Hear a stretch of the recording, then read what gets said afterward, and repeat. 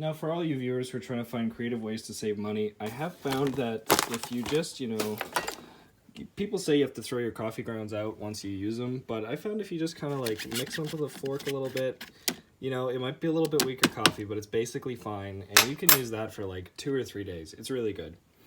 Anyway, I've also got this like sort of specialty liquid that I've been making my coffee with in the mornings.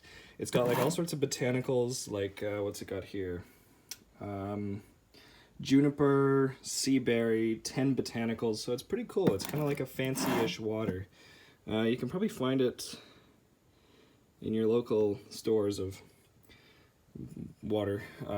So yeah, so we're just gonna make ourselves a nice little batch of that. It's a good little, a good little pick-me-up for the morning.